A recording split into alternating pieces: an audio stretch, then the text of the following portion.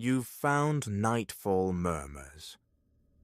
When day fades into silence, the world begins to whisper. Some stories come as murmurs, some as warnings, but they all come at night. Don't be afraid to listen, but never listen alone.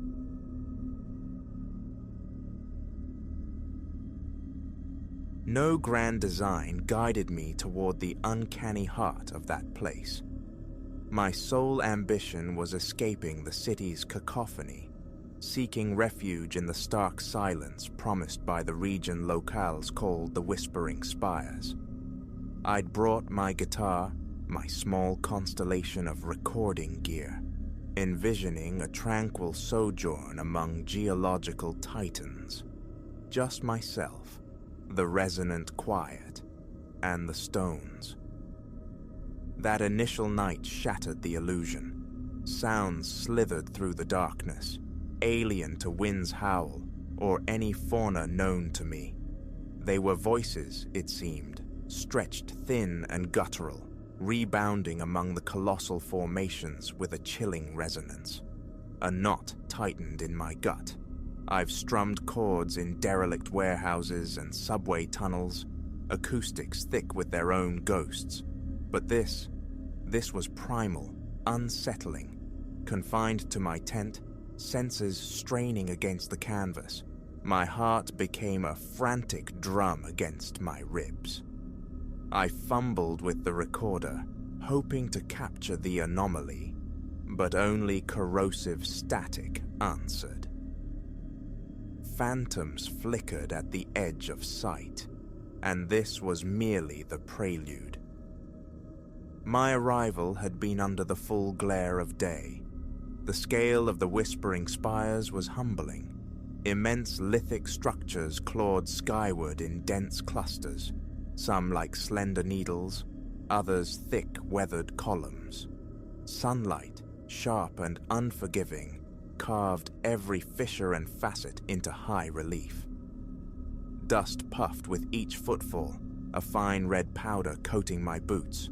I sought isolation, deliberately straying from faint trails, finally claiming a small clearing cradled by 3 monumental stone pillars.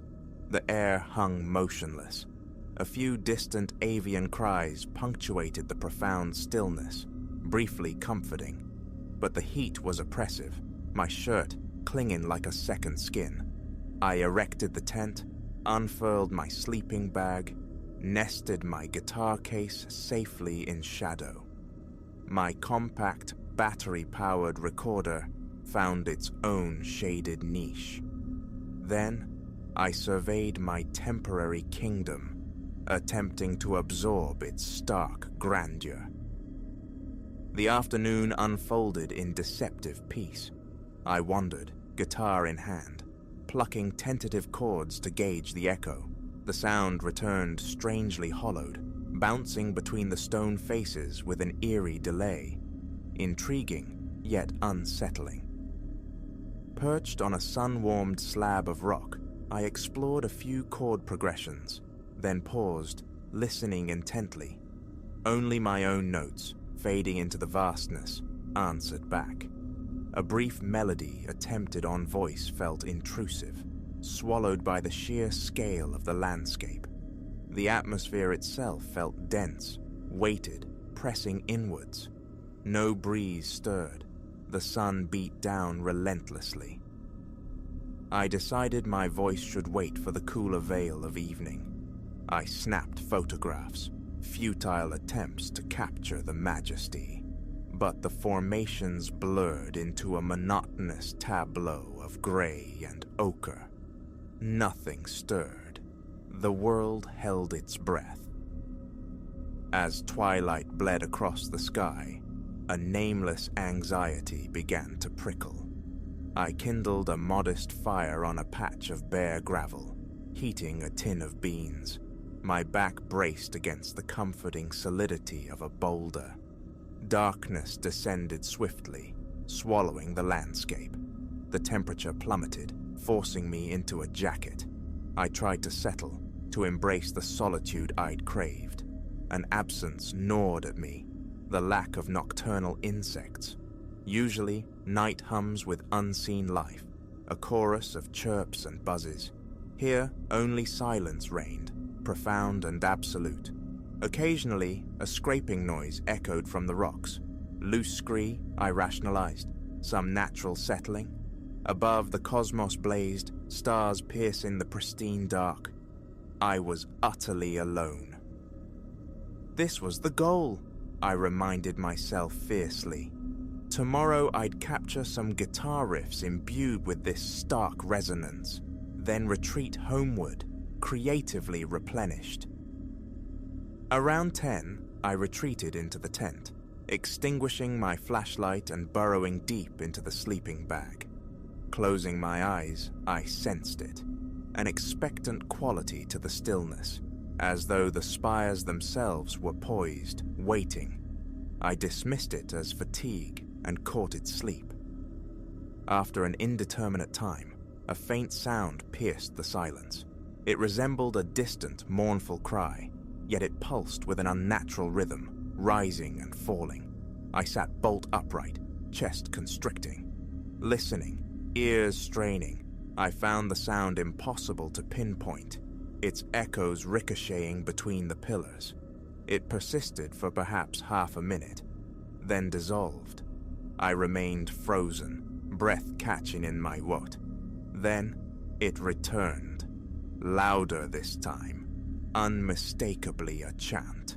Long vowels drawn out, saturated with low resonant tones. My hands, clumsy with sudden fear, sought the recorder. I unzipped the tent flap, peering out into the moon-drenched clearing. The pillars loomed, bathed in ethereal silver light. Activating the device, I aimed it toward the nearest stone cluster. Just then, a flicker of movement between the rocks snagged my gaze. Not solid, but translucent, shimmering in the moonlight, the contours of the stone visible through it. I strained to focus, but it dissolved into the shadows. My heart hammered against my ribs. Glancing at the recorder's display, I saw only erratic spikes of static dancing wildly. Adjusting the gain yielded nothing. The garbled noise persisted, punctuated by pops and clicks. The spectral chanting ebbed and flowed, a disembodied chorus weaving through the night. My mouth turned to dust. Gooseflesh prickled my arms. Abruptly, the chanting ceased, plunging the clearing back into profound silence. Scrambling back inside, I secured the zipper, hands trembling. I lay rigid, heart pounding a frantic tattoo. The impulse to flee, to pack and run blindly into the dark, was overwhelming, but navigating the treacherous terrain by night courted disaster. Dawn, I decided. I would wait for dawn. Sleep was a fractured, restless thing, haunted by faint, sibilant murmurs that coiled through my dreams. Once I jolted awake, utterly convinced a shadowy form occupied the tent's entrance, only to find emptiness. I drifted in a liminal state between waking and nightmare until the first hesitant rays of sunlight penetrated the canvas. Unzipping the tent brought a surge of relief, the familiar world painted in the cold light of morning. My breath plumed in the frigid air. The spire stood impassive, unchanged. I checked the recorder. Its battery, fully charged the previous day, was inexplicably half-drained. Playback revealed mostly crackling static, a tapestry of interference. Faintly, beneath the noise, I could discern distorted, howling undertones, but nothing coherent. Disheartened, I stowed the device and decided a walk might clear my head. I discovered a path winding deeper among the formations, where the pillars soared to even more imposing heights. On several, I noticed peculiar vertical grooves scarring the stone, like immense claw marks gouged into the rock face. What could have made them? Touching one, the stone felt unnaturally cold beneath my fingertips, its texture abrasive. My guitar remained back at the camp.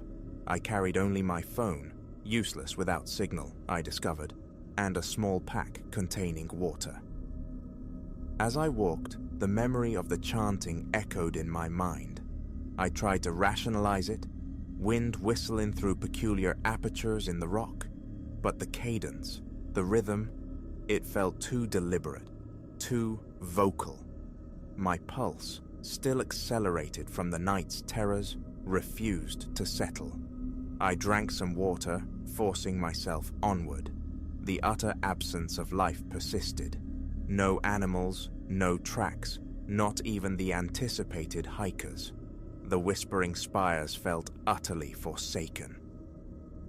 Around noon, I circled back to my campsite. A new experiment occurred to me. Testing the acoustics more deliberately, I retrieved my guitar, setting the recorder on its small tripod nearby. I played an ascending scale, the notes climbing higher and higher. At a specific peak frequency, a visceral chill shot through me, electric and cold. The fine hairs on my nape prickled. My fingers fumbled on the fretboard. I stopped abruptly, scanning the silent clearing. The echo of that final high note seemed to linger unnaturally long. A peculiar pressure built in my ears, as if the air itself had thickened. Silence. I waited, heart thudding. Hesitantly, I repeated the scale. The same chilling reaction coursed through me. A shiver racked my frame. I switched off the recorder, retreating with it into the tent's relative safety. Something profoundly strange was happening here, and the unease it provoked was becoming unbearable. Lunch was perfunctory, a protein bar, gulped water, followed by another short, restless hike. I traced the contours of the formations, fingers brushing cool, ancient stone. A slight breeze finally stirred, sending whispers of sand skittering across the ground. The sky remained a vast, indifferent blue. The sun's intensity beat down, drawing sweat. More photos, more monolithic stones against blinding light. After an hour, I scaled a smaller boulder for a panoramic view. Rows upon rows of spires stretched toward the horizon. An endless, petrified forest. That familiar tightness constricted my chest. The stillness felt less like peace, more like paralysis. I scrambled back down. Late afternoon found me back at the tent, grappling with indecision. Stay another night, as planned, or flee? The morbid curiosity, the desire to perhaps capture definitive proof of the night's phenomena, warred with burgeoning terror. I built another small fire, keeping the flames low, reluctant to draw whatever attention lurked in the shadows. I forced down another canned meal. The temperature plunged even more rapidly than the night before. As dusk settled, the nascent wind died completely. I sat in the gathering gloom, listening. My guitar rested on my lap, inert. I hesitated to play, fearful of provoking that chilling resonance again. Eventually, I strummed a few muted, low chords. Nothing. An hour passed. Exhaustion began to outweigh fear. I resolved to try sleeping again. Crawling into the tent, nerves frayed raw, I attempted to impose calm on my racing thoughts. I must have dozed, briefly, because the chanting, when it began, jolted me back to full, terrified awareness. It started as a low hum, almost subliminal, then swelled, multiplying into what sounded like numerous voices, guttural and indistinct, devoid of discernible words. Grabbing my flashlight, I fumbled with the zipper, heart leaping. The sound seemed omnipresent, echoing from every direction at once. A glance at the recorder showed its indicator lights blinking erratically, uselessly. My stomach churned. Then, behind a nearby pillar, something moved. I swung the flashlight beam towards it, catching a fleeting image, a pale, diaphanous figure, humanoid in shape, yet I could clearly see the rough texture of the rock through its form. My throat seized, breath hitched.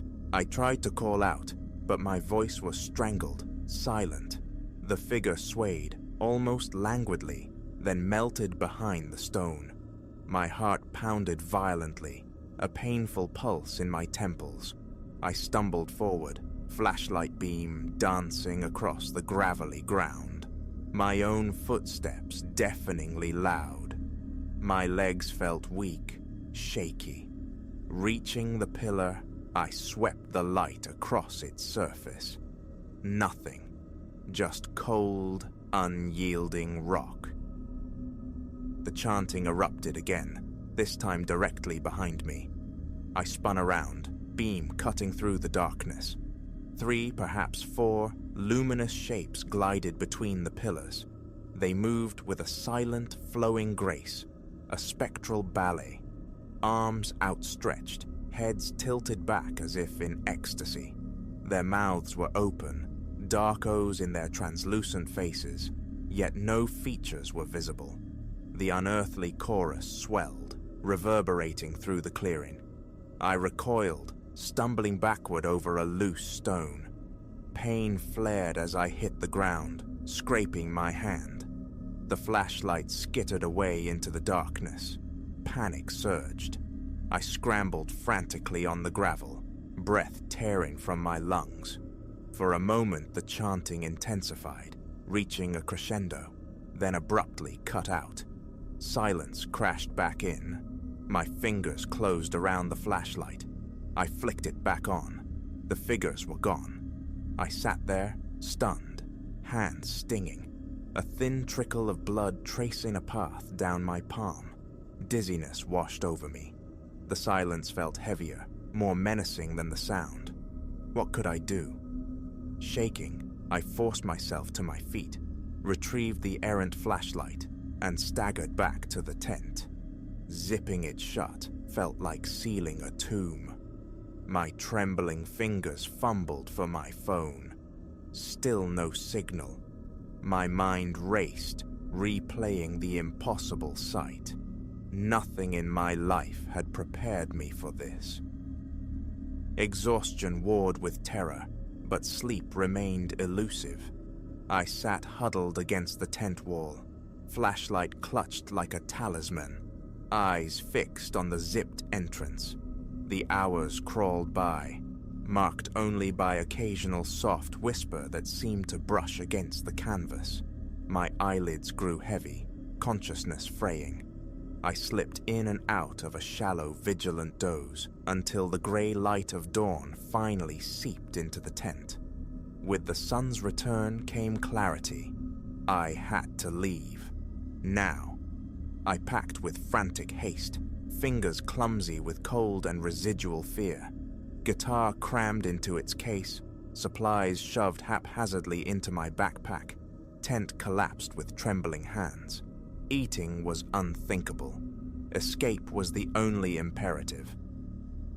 I retraced my steps, moving back through the labyrinthine paths between the stone sentinels.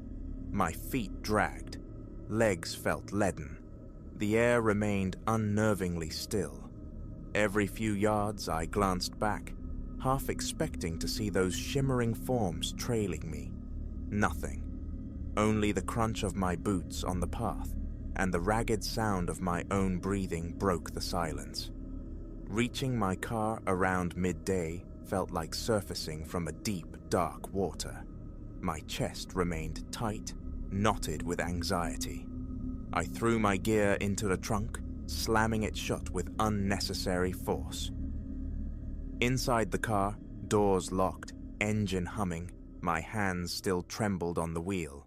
One last look back at the whispering spires piercing the horizon. Then I drove, eyes fixed firmly ahead, heart hammering a frantic rhythm against my ribs, putting as much distance as possible between myself and that haunted place. Back in the refuge of my apartment that night, I attempted to analyze the recordings. Static. Mostly corrosive, overwhelming static. In fragmented moments, buried deep within the noise, I could discern faint humming tones, echoes of those voices, but hopelessly distorted, unintelligible. The brief video segments showed strange, fleeting flickers, pale, ephemeral outlines drifting across the frame. The audio clipped, buzzed, sputtered. My laptop froze twice during playback. Efforts to clean the files proved futile, only deepening the sense of unease. I shut down the computer, a profound chill settling over me despite the familiar warmth of my room. My stomach twisted, the image of those silent dancers, luminous and terrifying, burned behind my eyelids. In the following days, I tried to find solace in my music, practicing guitar in the familiar confines of my home. But whenever my fingers strayed towards the higher registers, struck a certain resonant frequency, that icy chill would return, a galvanic shock coursing through my body. The muscles in my neck would seize, and the memory of those flickering shapes would flood my senses.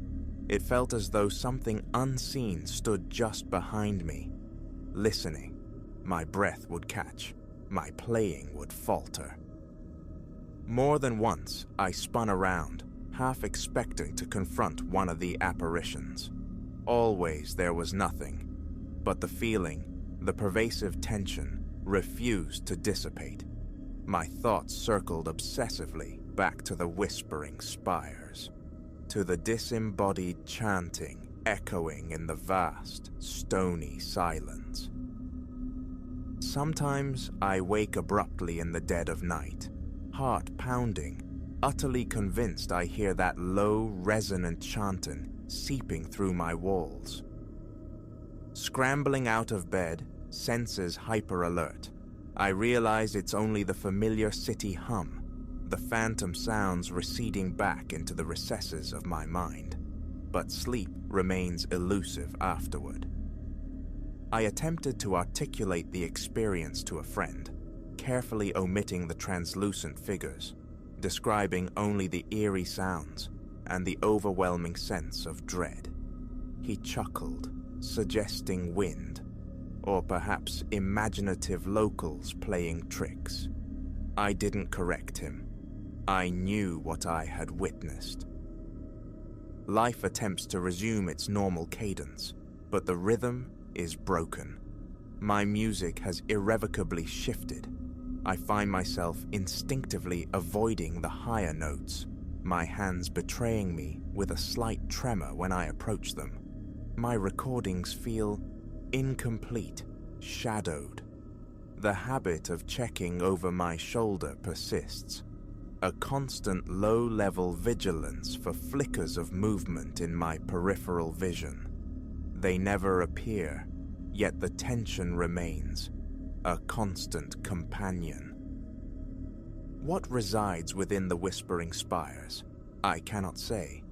I know only that it is sentient in its own alien way, and that it responds to sound. Specific frequencies, particularly in the upper range, trigger a physical, visceral reaction. I felt it surge through me like current. I saw those forms, ethereal and unsettling, moving with an unnatural grace. Sometimes, late at night, when the city sleeps, I think I hear their call again, a low, pervasive hum that sends shivers down my spine. Is it memory, or did something follow me from that desolate place? I cannot be certain. My music is forever altered, my nights forever tinged with unease.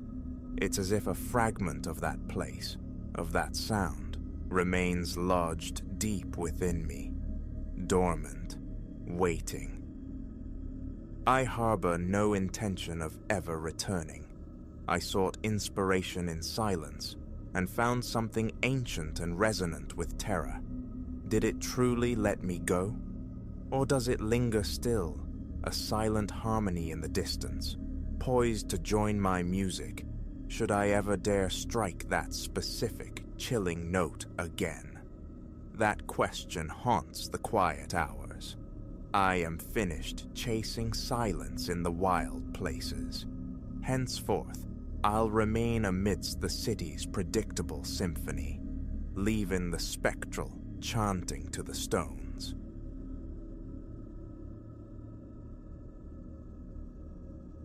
This building, I'd always reasoned, was merely settling into its bones, groaning under the weight of years. Never did I anticipate a midnight apparition that would knot my insides and set my hands trembling like leaves. Never imagined feeling cornered by my own windows, my own small balcony, marooned on this uppermost floor with the sky as my only escape route. Yet that's how the strangeness began, an evening indistinguishable from any other. Me, Leo, leaning against the wrought iron railing, contemplating the bruised silk of the night sky, when a silhouette materialized across the narrow gulf separating the building's wings. It possessed a shape, crowned by a dark, wide-brimmed hat, and seemed fixed entirely upon me. A sudden frost gripped my veins. My heart hammered against my ribs, a frantic drumbeat, yet my gaze remained locked onto the figure, helpless. Then, as swiftly as it appeared, it dissolved, swallowed by the deeper shadows beyond the opposite balcony door. 6 months I'd inhabited this space. I'm unremarkable, really. A man content with solitude and the company of books. Social gatherings hold little allure, and I'm neither prone to gossip nor susceptible to fanciful tales. The building itself, however, exudes a certain weary character. Skeletal ironwork bleeding rust onto the sills, paint peeling like sunburnt skin in the stairwells, an ever-present faint perfume of dust and time. My apartment crowns the structure, its balcony surveying a brick facade punctuated by windows, mostly dark. By day, it's mundane geometry, but night transforms it, imbues the architecture with secrets. That inaugural sighting, the figure stood motionless upon the balcony mirroring mine. No features were discernible, just that stark outline, the distinct curve of the hat's brim against the lesser dark. I stared, my throat constricting, saliva turning to paste, though static, an unnerving certainty radiated from it. It was watching me. A silent scream lodged itself somewhere between my lungs and my lips. Then it simply retreated, vanishing behind the glass door. Back inside my own rooms, I paced the worn floorboards, a frantic energy thrumming beneath my skin, attempting to weave threads of logic around the incident. A neighbor, perhaps, unseen till now? Yet I knew with chilling certainty that apartment lay dormant. Mr. Finch, the landlord, had mentioned its vacancy. Years, he'd said, something about persistent water damage, structural infirmities. A squatter, then? The thought offered little comfort. My body remained coiled tight with an inexplicable tension. I secured the balcony door, tested the window latches twice over. Sleep found me eventually, fitful and shallow, upon the living room sofa, bathed in the artificial glare of a table lamp. The following day, passing Mr. Finch's ground floor office, I ventured a casual inquiry about the unit opposite mine. Had anyone taken it? He offered a vacant stare, a slight shake of his head. "No, Leo, nobody's biting on that one." He mumbled again about leaks, old bones settling poorly. I let it drop, yet the knot tightened in my chest, a heavy, cold presence. The brief exchange left me profoundly unsettled. Evening descended, and apprehension coiled within me as I approached the balcony door. My pulse leapt erratically. Ridiculous, I chided myself. Utterly ridiculous. But near midnight, the compulsion became irresistible. I slid the door open. The cool night air kissed my face as I scanned the familiar emptiness. Silence reigned. The opposing balcony remained deserted, inert. A few minutes I lingered, watching, before retreating indoors, a fragile tendril of relief unfurling within me. Later, much later, I surfaced from sleep to a peculiar sound, a delicate tapping at my bedroom window. Faint, insistent, like brittle fingernails against the pane. Impossible. I resided on the building summit. No fire escape scaled these heights. A prickle of ice traced my spine as I sat bolt upright in the darkness. The tapping persisted.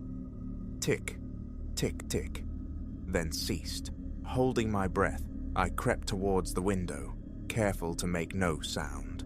Through a sliver in the curtains, I peered out. Nothing but the indifferent night stared back. A wave of visceral anxiety surged through my gut. I verified the window lock, then simply stood, straining my ears against the profound silence that followed. The next morning was a forced march through normalcy. Work, errands, the familiar rhythm of the mundane. My apartment greeted me with its usual quietude, yet an undercurrent of unease remained. I checked the balcony door again, glanced down at the oblivious street below. Everything placid, ordinary. An attempt to lose myself in a film proved futile. Relaxation was a shore I couldn't reach. Then, around the midnight hour, the tapping returned. Sharper this time, louder, the distinct rap of knuckles on glass. I jolted from the sofa, stumbling towards the bedroom window. Pulling the curtain aside revealed only the void, and my own reflection swimming in the dark pane. Pale, eyes wide with tension.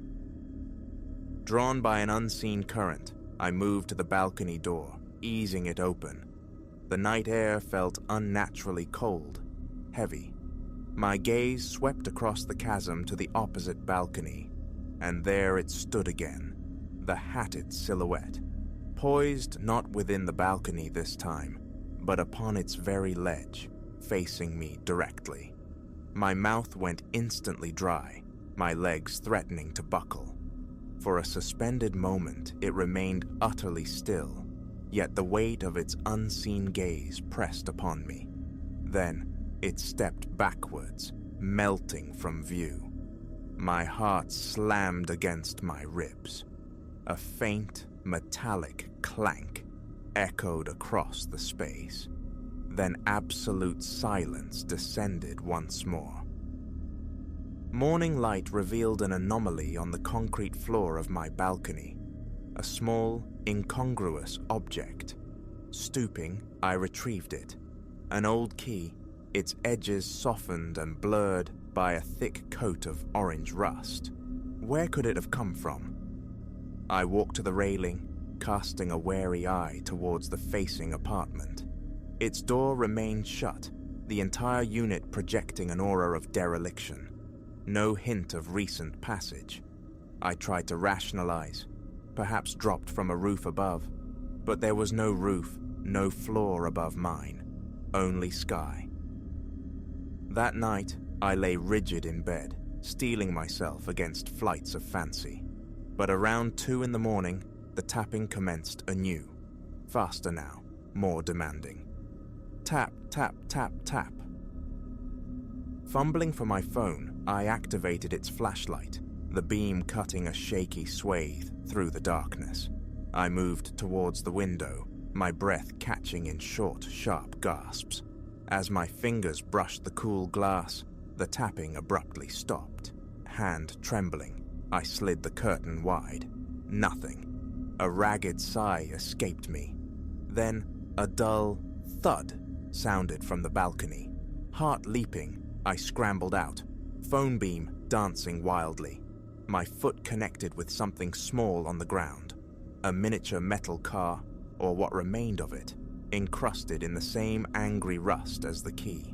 One wheel was missing. As I picked it up, flakes of oxidized metal crumbled onto my palm. I placed it carefully on the railing, mind racing. Where were these things originating? My gaze flickered across to the other balcony, empty at first glance.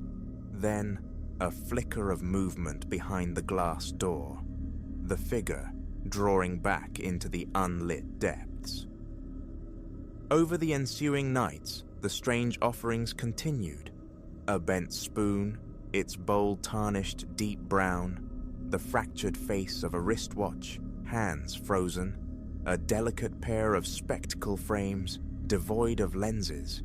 Each appearance followed the same unnerving prelude, taps or knocks at my window pane. The anxiety within me grew, a constant pressure behind my breastbone. Sleep became a besieged territory. Every sunset heralded a fresh wave of dread, settling into the tense chords of my neck and shoulders. I attempted conversation with Elias, a neighbor down the hall, a man whose tenure in the building far exceeded mine. Did he know anything about the vacant flat? Had he noticed anyone unusual? He merely shrugged, mentioning the building's nocturnal symphony of creaks and groans. Normal, we agreed, for a structure of its vintage. I withheld the story of the objects, the word crazy echoing silently in my own mind.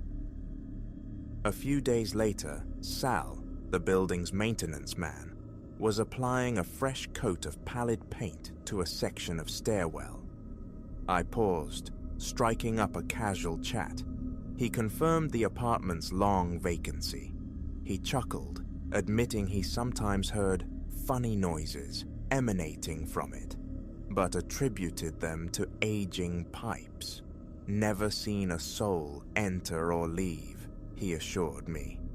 I managed a tight, brittle smile, nodding mutely. By the second week, the nature of the intrusion shifted. The tentative taps escalated into forceful knocks against the window glass. Each time, I'd surge from bed, pulse frantic, rush to the window, only to find emptiness, and then, inevitably, discover another rusted fragment waiting on the balcony. The objects accumulated, small tokens of decay. I began collecting them, placing them in a small cardboard box, a bizarre, unsettling curation. Logic offered no foothold. My apartment remained the highest point, inaccessible by conventional means. Yet the deliveries persisted, seemingly orchestrated by the hatted presence across the way. One night, fueled by desperation and black coffee, I resolved to keep vigil. I extinguished the lights, positioning myself in the darkness, curtains parted just enough to monitor my balcony. Around 2 a.m., movement snagged my attention on the vacant balcony opposite. I leaned closer, straining my eyes against the gloom. The silhouette stood upon the railing, impossibly balanced, my entire body locked. Then, with a chilling fluidity, it leaped. Across the void to the next balcony, then the next. A silent arachnid progress across the building's face, steadily closing the distance to mine. The soft impact of shoes on metal railings whispered through the night air. My breathing grew shallow, a dizzying lightness spreading through my head. The impulse to call the police warred with the paralyzing fear of disbelief.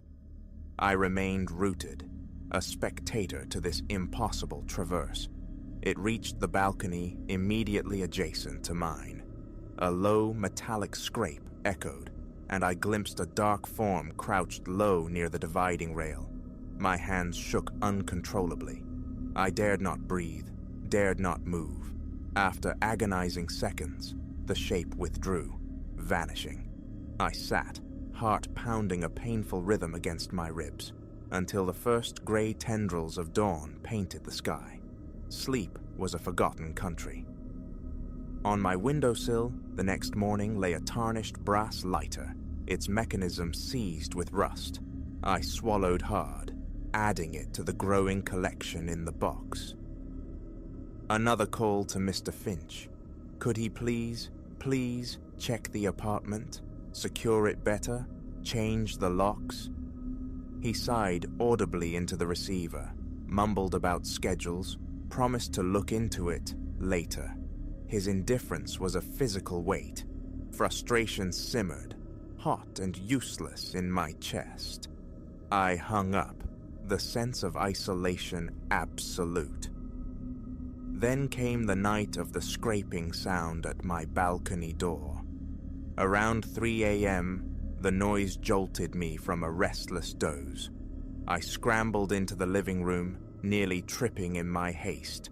The door handle jiggled violently. Instinctively, I flicked on the overhead light. The rattling ceased instantly. My heart felt fit to burst. I stood frozen, perhaps 10 feet from the door, phone clutched in my hand. Yet the call remained unmade, waiting. Then I saw it, a shadow detaching itself from the door frame. It hopped onto the railing with unnerving agility, balanced for a heartbeat. A low sound reached me, a soft grunt, like an exhalation of effort. My stomach revolted. The figure launched itself, landing silently on the neighboring balcony, melting once more into the pervasive darkness. I collapsed onto the sofa, slick with cold sweat. I couldn't endure it. A desperate plan formed.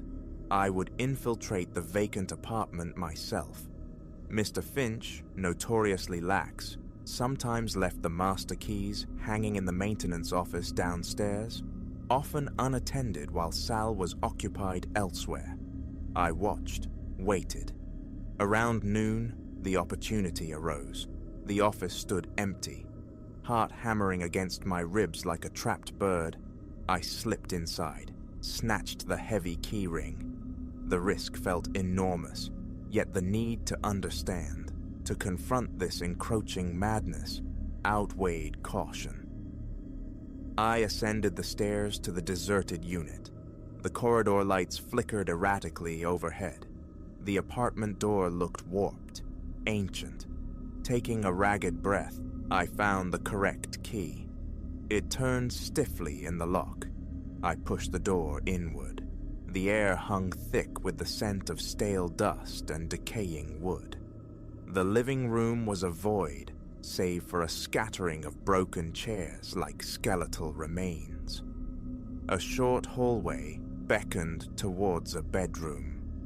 I moved with deliberate slowness, navigating patches of rotted floorboards, my own footsteps echoing unnervingly in the stillness. In the bedroom, a closet door stood slightly ajar. Peering inside, I saw shelves laden with yellowed newspapers, disintegrating cardboard boxes, and a chaotic jumble of refuse. Much of it was rusted, broken. My mind ignited. These objects, they mirrored the strange tributes appearing on my balcony. More bent spoons, antique keys corroded beyond use, scraps of brittle fabric, shattered remnants of forgotten lives. A surge of adrenaline, sharp and clarifying, coursed through me. This had to be the source. I moved to the apartment's balcony door. It resisted, stuck fast in its frame. It took considerable effort to force it open. Outside, the railing was coated in a thick layer of grime and flaking paint, and there, preserved in the dust, were distinct footprints. My throat tightened again. Someone had been out here, regularly, jumping between these precarious perches. No ghost, no figment, a physical entity. Yet the apartment offered no clue to their identity. No cache of rusted items awaiting distribution. No sleeping bag, no sign of habitation.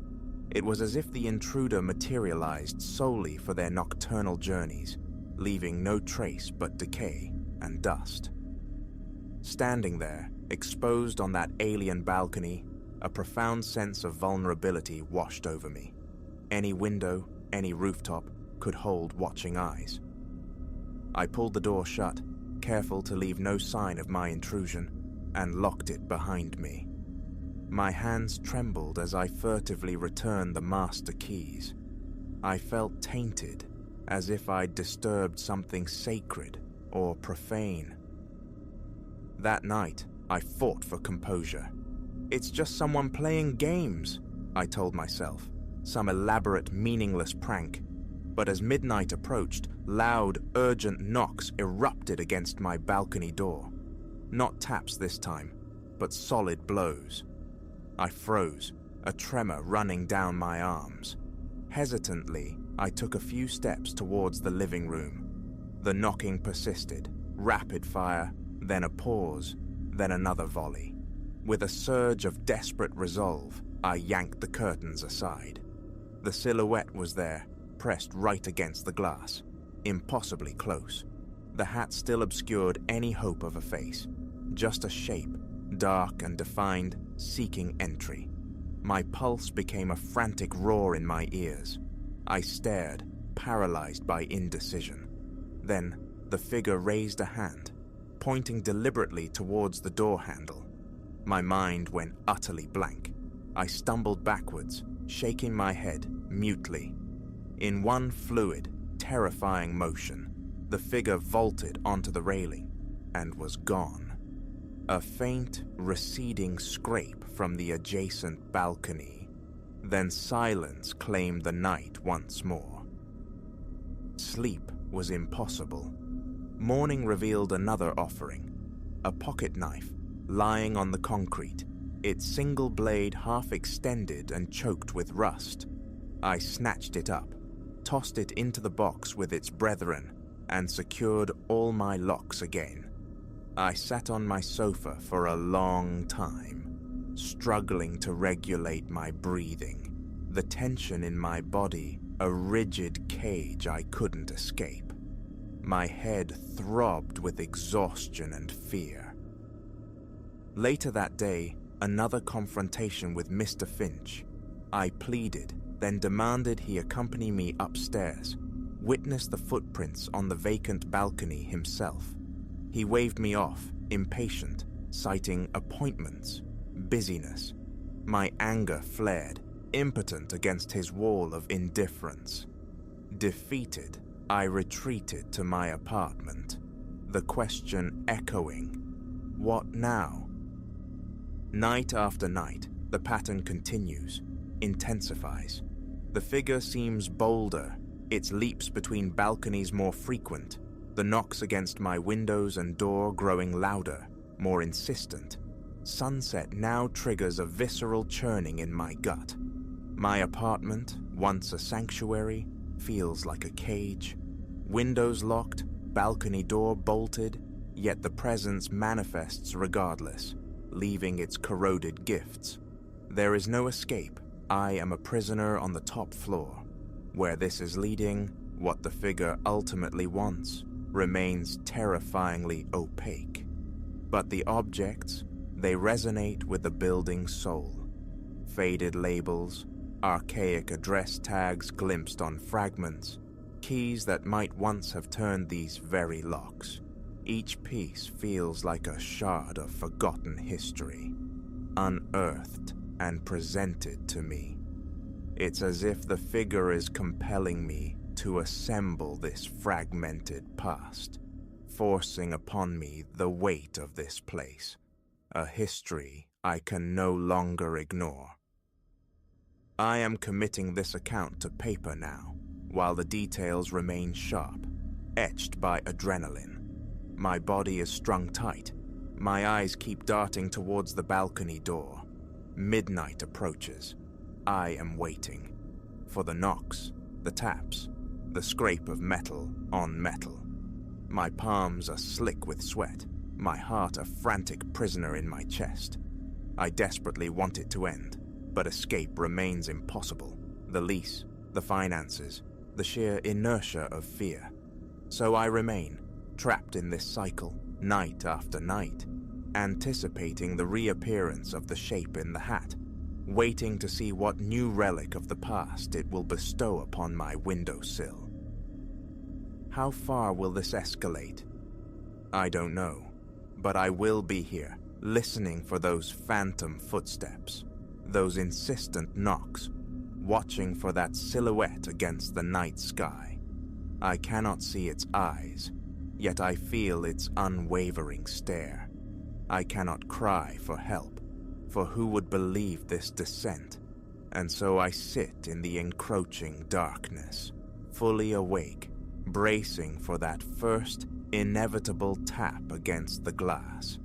And I cannot help but wonder, will tonight be the night it finally steps inside?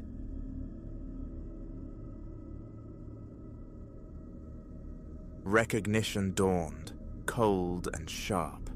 The machine trailing mine was its twin.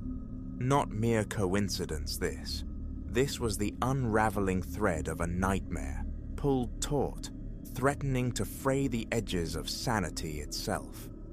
My knuckles bleached against the steering wheel, a primal grip against the certainty that this night, this specific passage through darkness, marked an irrevocable shift. It began as mundane ritual, the drive back from a late turn, serving lukewarm coffee and pee at the Starlight Diner. 2:17 a.m. glowed accusingly from the dash as I navigated the near-vacant lot, the neon promise of always open shrinking in the rearview like a fade-in hope. These roads, threads stitching together the sleeping town, were usually arteries of silence at this hour. 100 times I'd traced this path, a familiar lullaby in asphalt and engine hum. Tonight, though, the air crackled, thick with an unseen static that prickled along my nerves. Perhaps 10 minutes spun away before the headlights behind registered. They maintained a respectful distance, a constant satellite in my periphery. Nothing alarming, my rational mind insisted. Just another soul chasing sleep after labor's done. Yet, as I threaded through the familiar sequence of turns, descending into quieter, narrower lanes, the follower remained. Unease began to coil low in my stomach. I squinted into the mirror, seeking a face, a signifier, but the glare behind me rendered the driver a mere obsidian silhouette, featureless and unnerving. Time to test the waters, the growing dread. At the crossroads where home beckoned left, I wrenched the wheel right. The headlights swung in perfect synchronicity. My pulse kicked, a frantic drummer against my ribs. "Be calm, Ilara," I breathed, the words barely a whisper. Lost, perhaps, following someone who looks purposeful. But the lie tasted thin. This felt targeted, a hunter's steady pace. Another random turn, a sharp deviation down Elm Street, then another onto shadowed Birch Lane. Each maneuver mirrored with unnerving precision. Sweat slicked my palms. My chest felt cinched tight. And then, the detail that sluiced ice through my veins. The vehicle wasn't just like mine, it was mine. Same obsidian paint, same slightly aging sedan model, even the small crescent-shaped gouge marring the front bumper, legacy of a regrettable encounter with a concrete planter last spring, was duplicated on the machine behind. "Impossible!" The word escaped, ragged and trembling. My foot instinctively pressed the accelerator, seeking distance, escape. The other car surged effortlessly, maintaining the gap. I eased off. It mirrored the deceleration.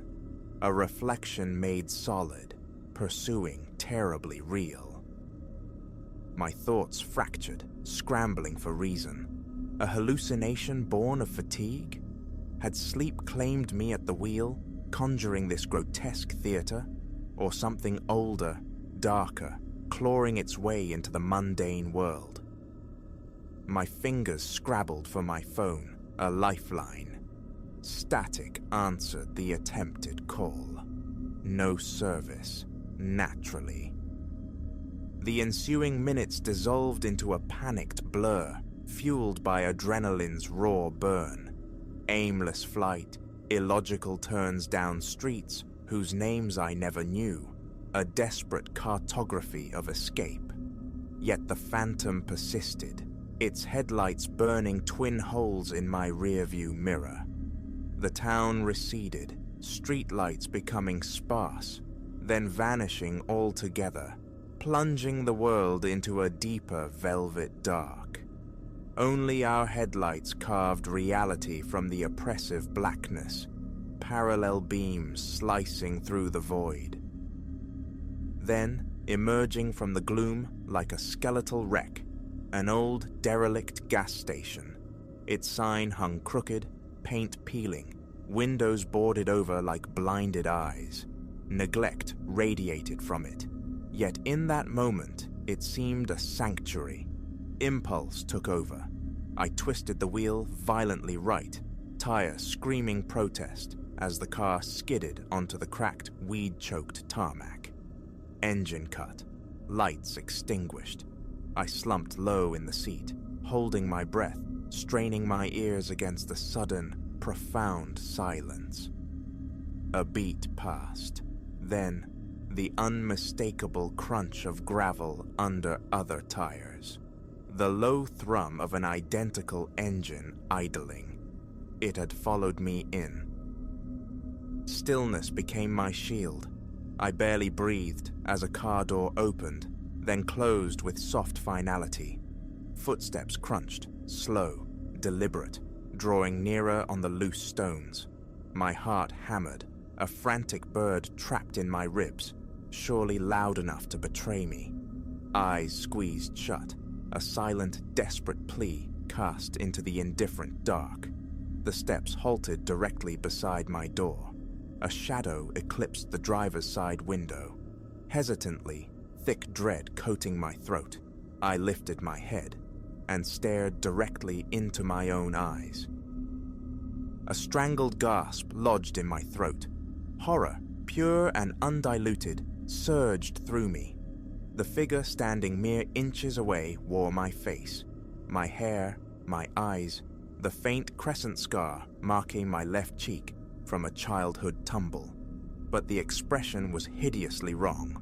A smile stretched too wide, mimicking warmth but radiating pure menace, chilling me to the bone. An eternity seemed to pass in that mutual gaze. Then, slowly, with terrifying deliberation, it raised a hand. A single, sharp tap resonated against the glass, echoing like a gunshot in the dead stillness. Panic detonated. My hands, trembling uncontrollably, fumbled with the keys, betraying my frantic haste. The thing outside simply watched, that awful smile fixed as the engine roared back to life. I slammed the gear shift, tires spitting gravel, peeling out of that haunted station lot. I drove like something possessed, pushing the engine, devouring the empty road. My mind was a maelstrom, refusing to grasp, to integrate what I'd witnessed. Impossible, unreal.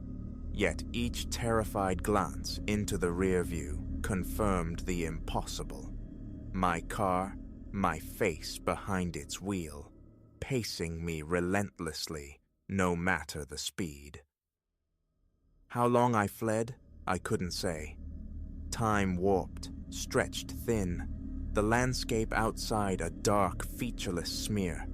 The fuel gauge dipped perilously low, its warning light painting the cabin in an urgent, pulsing crimson. Just as despair began to set in, a flicker of hope. The familiar, illuminated, "Welcome to Oakhaven" sign materializing ahead.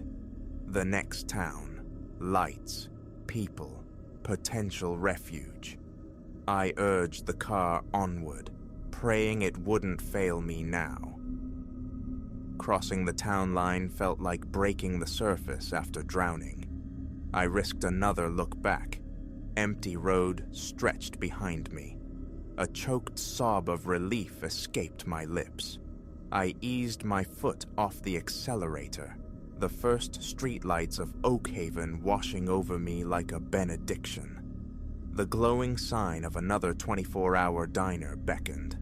I swerved into its lot, the car shuddering as I killed the engine. For long moments, I just sat, tremors racking my body, trying to stitch my fragmented thoughts back together. Eventually, summoning a reserve of strength I didn't know I possessed, I opened the door. The cool night air felt real, grounding. On legs that felt like brittle twigs, I walked towards the diner's entrance, craving coffee, normalcy, anything but the recent past. My hand reached for the cool metal door handle. A flicker of movement in the glass reflection snagged my attention. I spun around, heart leaping into my throat. There, parked silently across the lot, sat my car. Leaning casually against its flank, bathed in the diner's fluorescent spill, was my pursuer, my face. It lifted a hand, not in a wave, but in a gesture of chilling, intimate familiarity, the grotesque smile firmly in place. I stumbled backward, colliding with the diner door. When my gaze snapped back to the spot, both car and doppelganger had vanished into the night. I burst inside, causing the sole waitress, wiping down the counter, to jump. "Whoa there, honey. Everything all right?" Concern creased her tired face. My mouth opened, the terrifying narrative poised to spill out. But the words died. Explain this? Who would possibly believe such a tale? "Fine," I managed, the lie tasting like ash. I slid onto a worn vinyl stool. "Just a very long night. Coffee, please. Black." As she turned to the percolator, I caught my own reflection in the gleaming chrome of the napkin dispenser. My face stared back. Familiar. Mine. Yet. Was that smile now fractionally wider than it should be? Did a strange, knowing light glint behind my own eyes? The nightmare hadn't ended at the town line. It had merely changed tactics. Whatever hunted me, whatever wore my skin like a stolen coat, was still out there. And the truly chilling thought began to bloom. Perhaps a sliver of it had already found its way inside. Sipping the scalding coffee, my hands still refusing to steady, one truth settled with cold certainty. I could never return to my old life, because somewhere on the roads, driving my car, wearing my face, was a reflection that had stepped out of the mirror. And I felt, with a certainty that sank deeper than bone, that it wouldn't rest until it had taken my place entirely.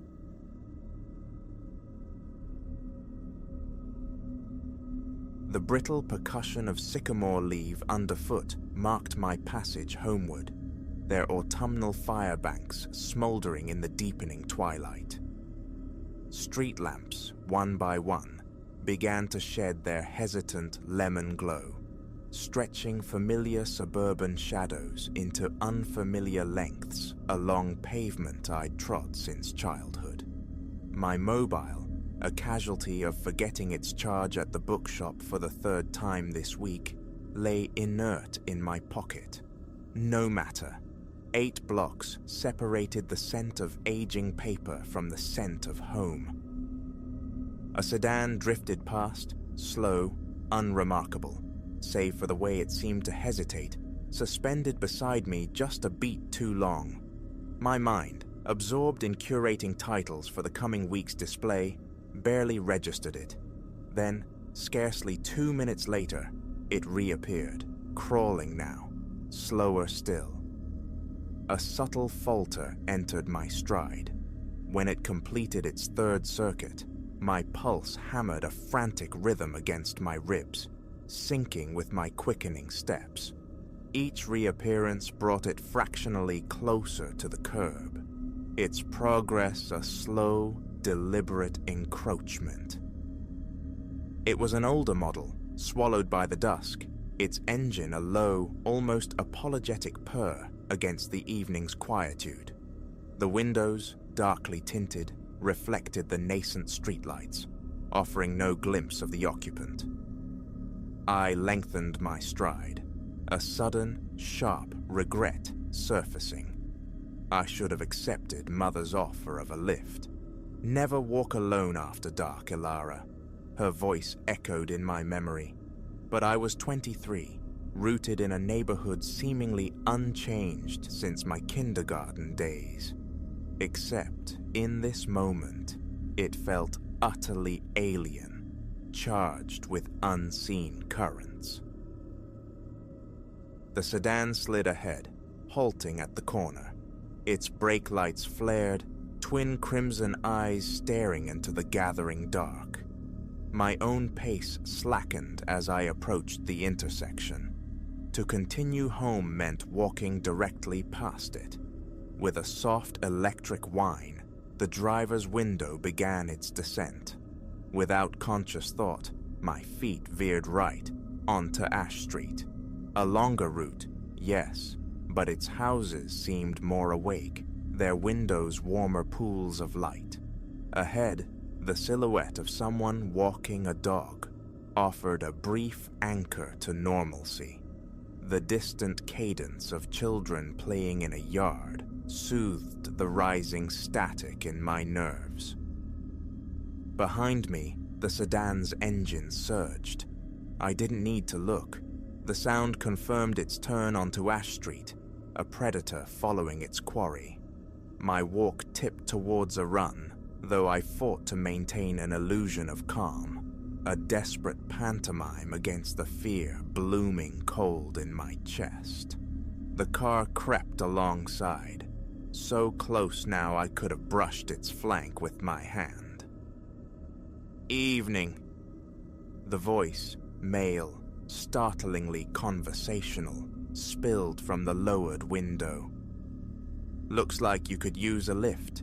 Getting pretty dark out." I kept walking, gaze fixed ahead, knuckles white within my jacket pockets. The voice hardened, shedding its veneer of friendliness.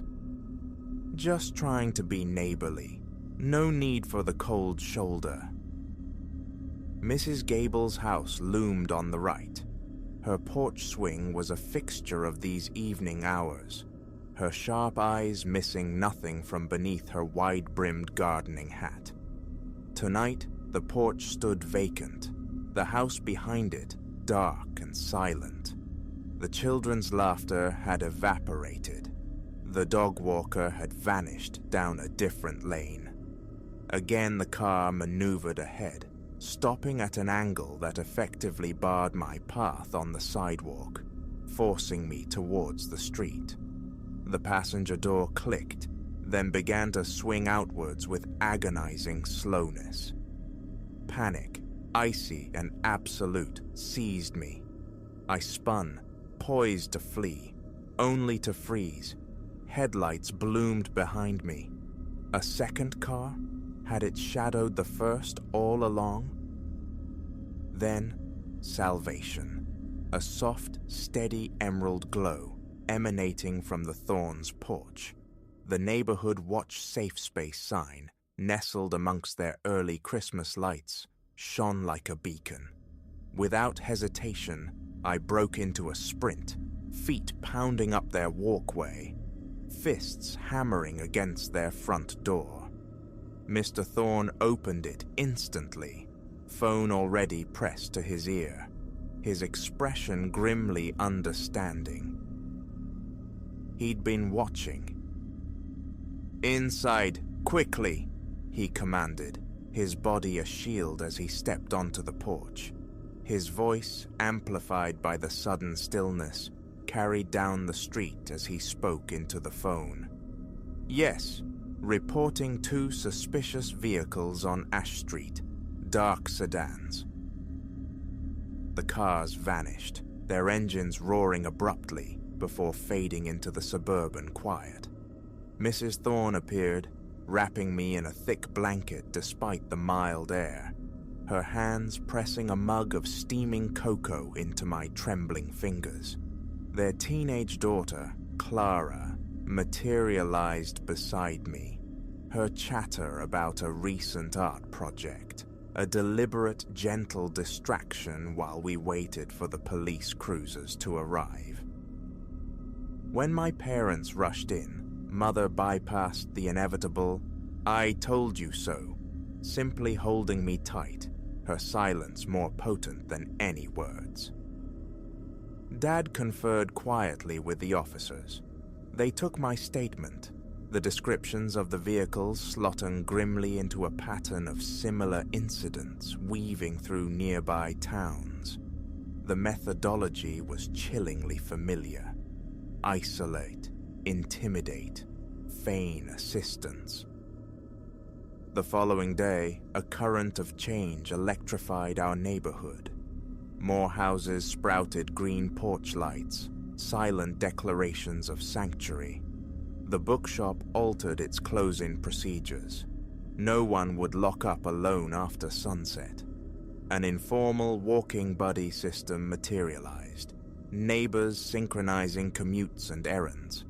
Galvanized, I found myself leading a self-defense workshop at the community center, transmuting residual fear into focused action. We drilled not just physical techniques, but situational awareness, the crucial art of trusting instinct, the leveraging of technology and community as shields. The class roster overflowed, necessitating second, then third sessions. Police patrols increased, but more significantly, they collaborated with us, helping launch a neighborhood watch application. This digital network allowed residents to log suspicious activity, map and share safer routes, and issue rapid alerts. It integrated with local business surveillance feeds, weaving a virtual safety net across our streets. Clara Thorne, inspired, initiated a public art project at her high school, painting murals that spoke of community resilience and mutual support. These vibrant images began to bloom across town, on shop walls, within school corridors, at bus shelters, each incorporating information on safe spaces and emergency contacts. A month evaporated. I walked home from the bookshop again, the familiar path now overlaid with a new map of awareness. My phone, fully charged, tracked my progress. My body remembered the self-defense stances. My eyes scanned automatically, noting the houses with their emerald beacons, the businesses casting late light onto the sidewalks, the neighbors whose routines now included watchful presence. Maya from the coffee shop fell into step beside me 3 evenings a week. The Ashworths waved from their porch swing. Mrs. Gable was back at her post, her gaze now imbued with a shared purpose. Even the local dog walkers coordinated their routes, their quiet patrols a constant, reassuring presence. Last week, a university student burst into the bookshop, her face pale with fright. Without a word exchanged, we enacted our new protocol. Doors locked, police summoned via the app. The young woman ushered into the back office, offered water and calm reassurance. The car that had been circling the block melted away at the first sign of approaching patrol lights. The shadow that had fallen across our community didn't extinguish the light. Paradoxically, it made us burn brighter. Fear hadn't fractured us. It had forged stronger bonds. The green porch light spread, a constellation of safety expanding beyond our immediate streets, linking neighborhoods across town. What began as a reaction to menace evolved into a proactive movement of solidarity and protection. Now, when the sycamore leaves whisper beneath my feet on the evening walk home, their sound mingles with neighbors' greetings exchanged across lawns, the sight of families lingering on porches, the steady, emerald glow punctuating the gathering darkness. That remembered vulnerability hasn't vanished, but it has transformed into a quiet reminder of strength, not merely my own, but the collective resilience of this place. That, perhaps, was the calculation the drivers in the dark sedans failed to make. They targeted an individual, but they roused a community that refused to be ruled by fear, that learned to spin threats into threads of connection. Every green light now holds a silent promise. You are not isolated. Here you will find refuge. We stand together.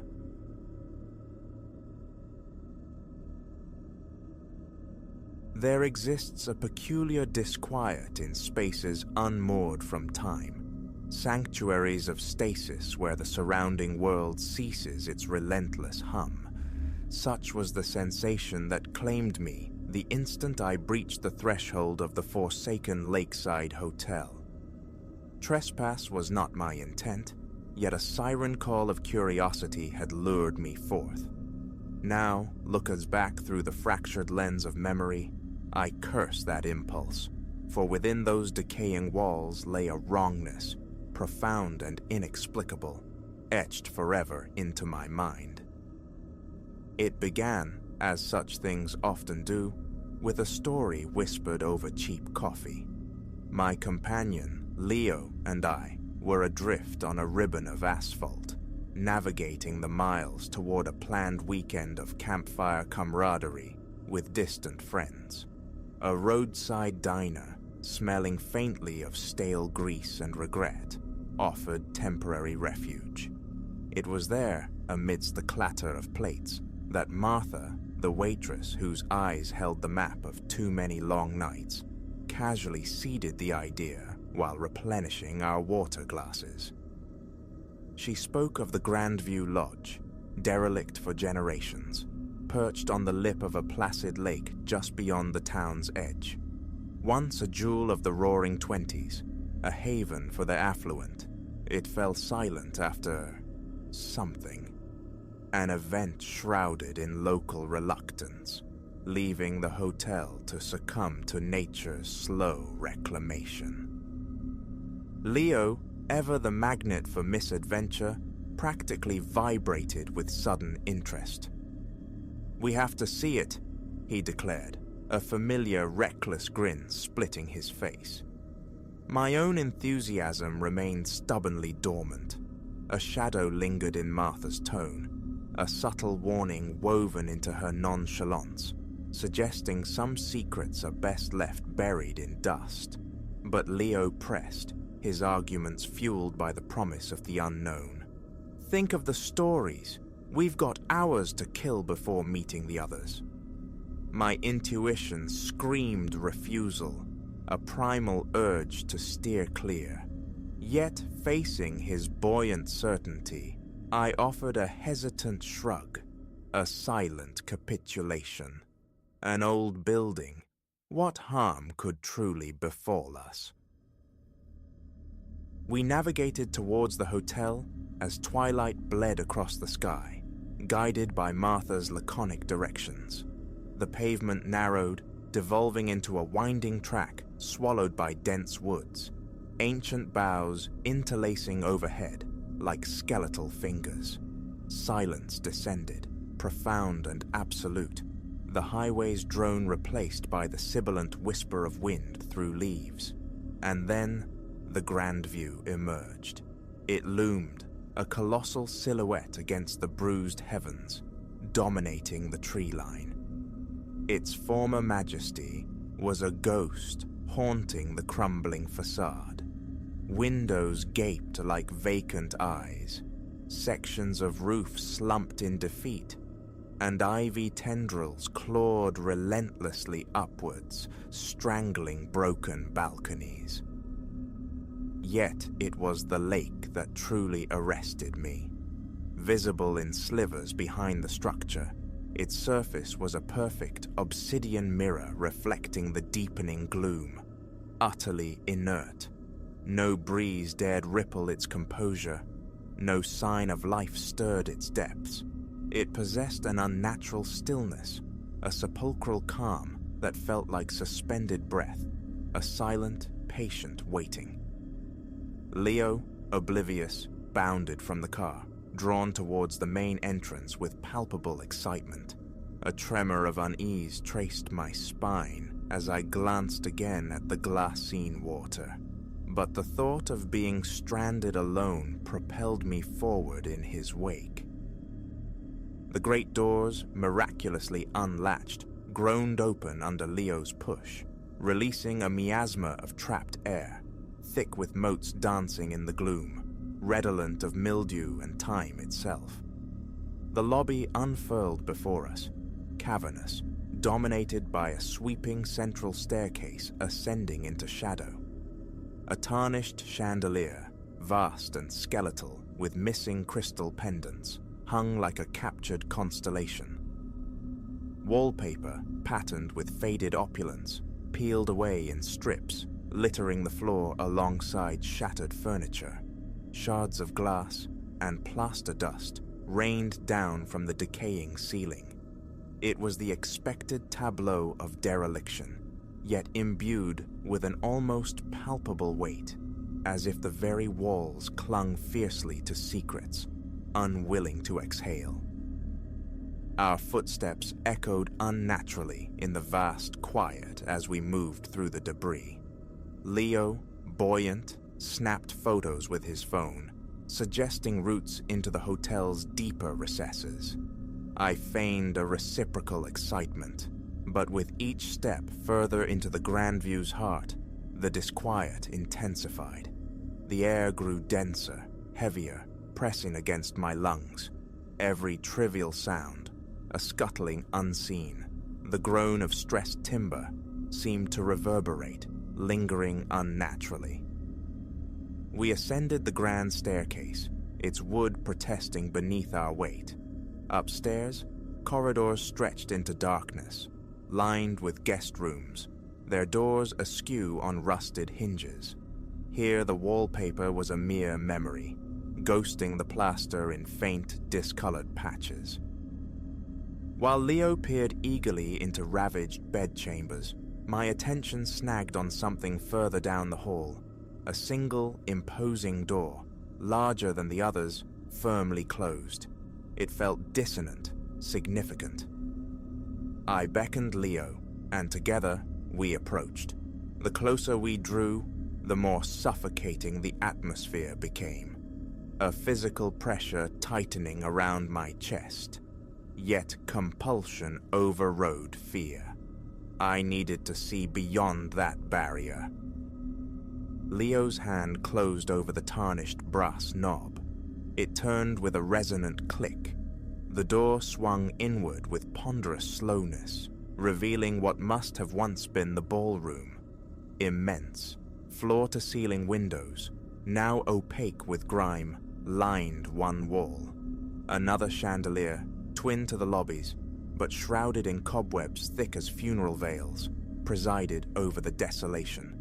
The floor was a battlefield of broken elegance, overturned chairs, splintered tables, and in a far corner, a grand piano, its keys jaundiced and silent. But the room's ruin wasn't what seized my breath. It was the occupants. At first glance, statues, posed near the tall windows, silhouetted against the failing light, their backs to us. 5 figures, clad in attire decades out of fashion, heads canted slightly as if contemplating the lake beyond. Their stillness was absolute, unnerving. Statues, I told myself, opening my mouth to point them out to Leo. Then, one moved. A minute shift, barely perceptible, but undeniable. Its head rotated with excruciating slowness, just enough to reveal a sliver of profile against the grimy window pane. My breath hitched. Cold realization washed over me. Not stone, not plaster, flesh, or what remained of it. Skin the color of old parchment, grayish and taut over unseen bones. Their period clothing hung loosely, faded and threadbare. They stood, locked in their silent vigil towards the water, waiting. The figure that had moved didn't complete the turn. With the same glacial lack of haste, it returned its gaze to the lake. Leo remained oblivious, still surveying the room's decay. My hand, trembling violently, shot out, snagging his arm, pulling him back towards the doorway. "We have to go," I whispered, my voice a ragged thread against the sudden thunder of my own heart. Confusion clouded Leo's face. "Go? Why? We just found this place." "Look," I hissed, my nod directing his gaze towards the silent assembly by the windows. He followed my direction, the color draining from his face as comprehension dawned. For a stretched second, we were paralyzed, transfixed by the tableau of eerie stillness, the 5 figures locked in their silent contemplation of the inert water. Then, without preamble, one figure pivoted fully towards us. Its eyes were abyssal voids, stretched impossibly wide within their sockets. Its mouth hung slack, a silent O of astonishment or agony.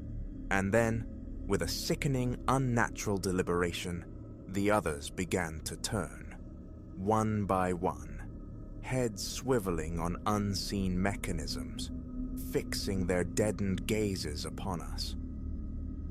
That shattered the paralysis. We fled. A blind, stumbling retreat, back through the oppressive corridors, down the groaning staircase, across the debris-strewn lobby, bursting out into the twilight air. Breath tore at our lungs as we scrambled into the car, fingers fumbling with the ignition.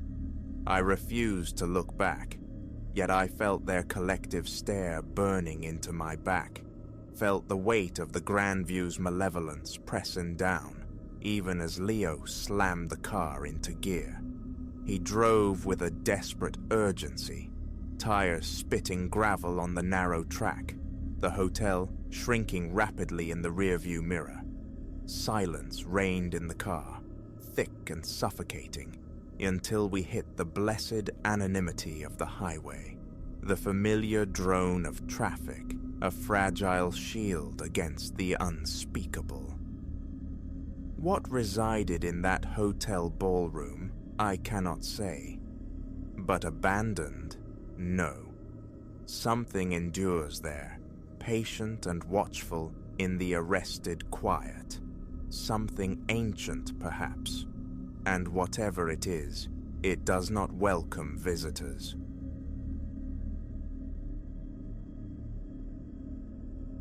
The Comet Diner's sign, a tired crimson loop against the ink-washed sky, cast a frail glow onto the ribbon of vacant highway.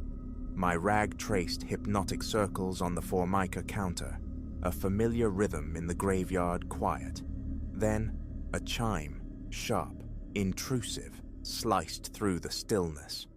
My practiced smile tightened, faltering as my gaze met his. The man framed in the doorway radiated something cold, an ancient warning thrumming beneath my ribs. This wasn't just another traveler seeking coffee against the dark. 6 months I'd haunted this fluorescent island, the comet, navigating the pre-dawn hours. Not a calling, but a necessity, fuel for the final stretch of my studies. Nights bled into one another, punctuated by the rumble of 18-wheelers or the quiet desperation of local insomniacs. Tonight felt different. The air itself seemed thin, brittle, charged with an unseen static. He was initially a study in neutrality, middling height, clothes devoid of statement, a face designed to slip from memory. But his eyes, they were chips of obsidian, sharp and acquisitive, cataloguing the diner's worn interior, lingering unnervingly on me. "Evening," I managed, the words steadier than the tremor in my hands. "Take a seat wherever, be right with you." A ghost of a smirk touched his lips. He slid into a booth tucked deep in the shadows near the back wall.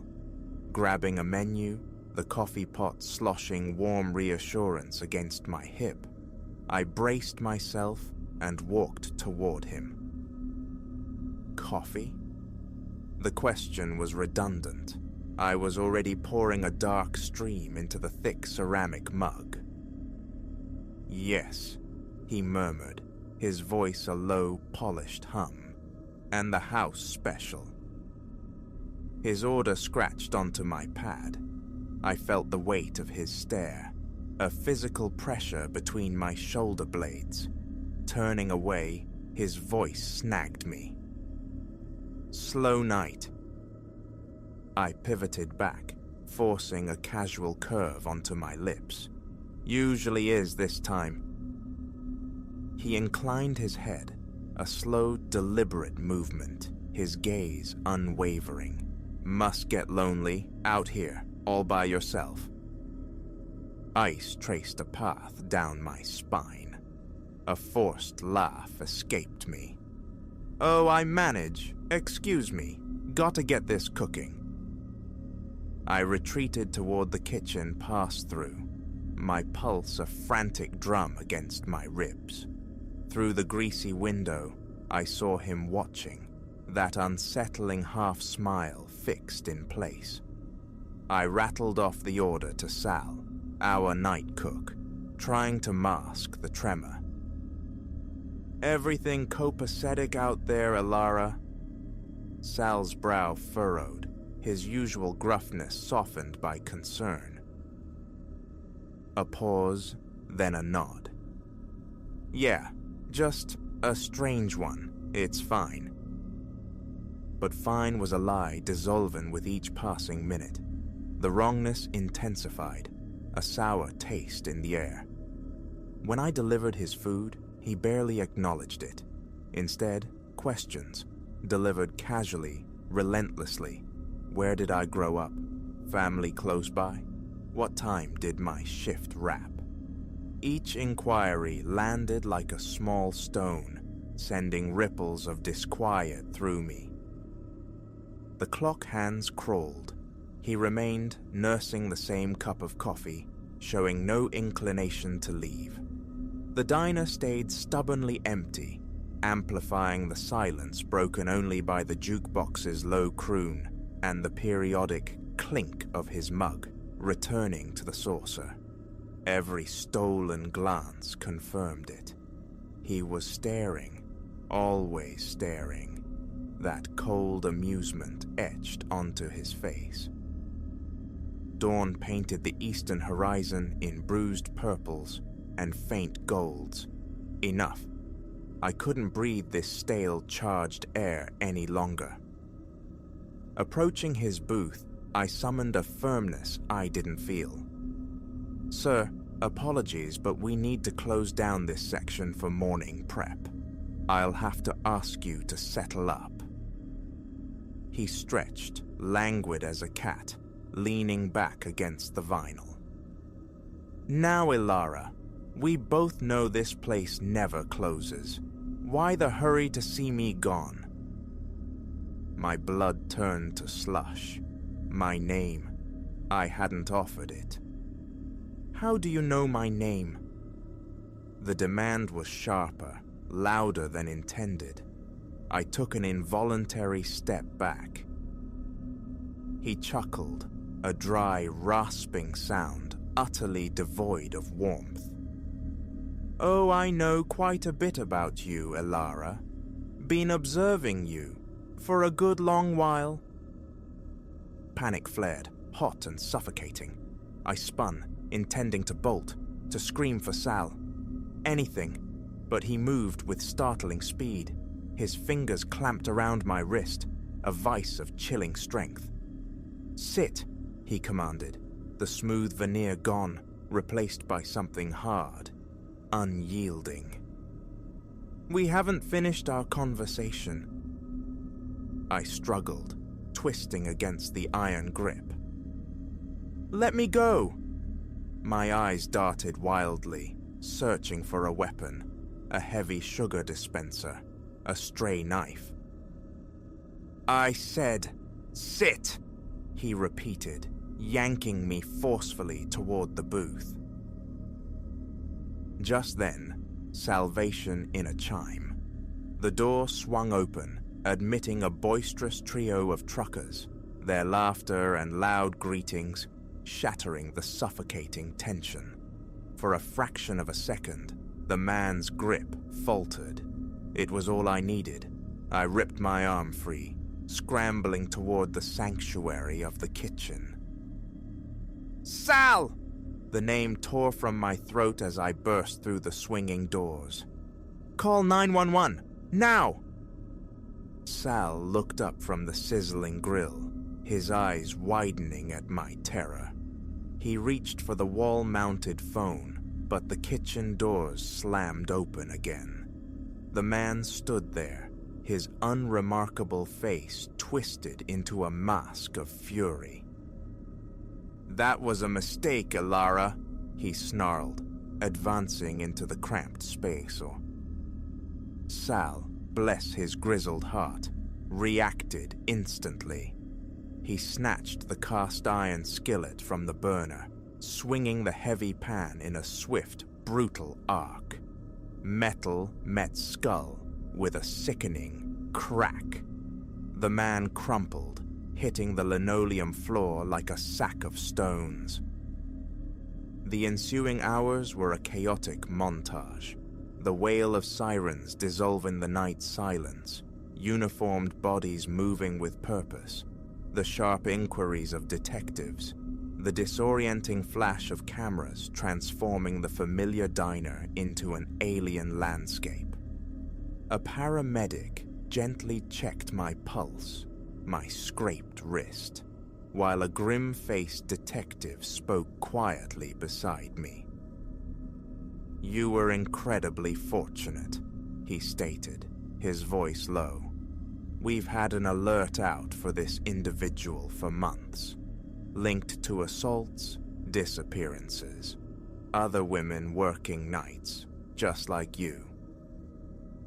I nodded, numb, the chilling reality settling over me, the thin line I had unknowingly walked. "You did well," the detective added, his tone softening slightly. "You listened to that gut feeling. It saved you." As they escorted the man, now cuffed and subdued, toward a waiting car, our eyes met one final time.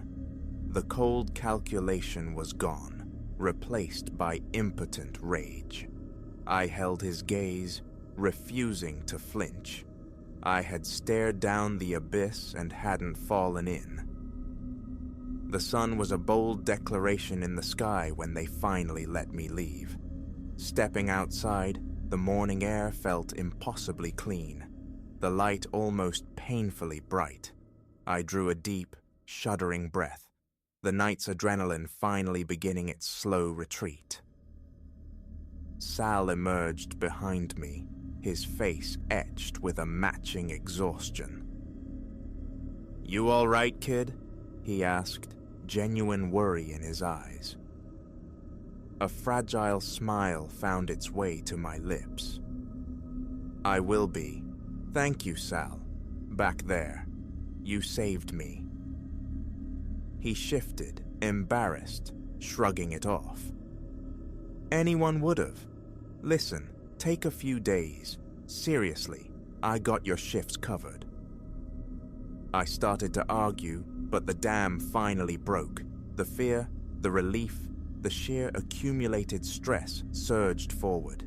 Tears streamed, hot and sudden, and I sobbed, right there on the asphalt apron of the Comet.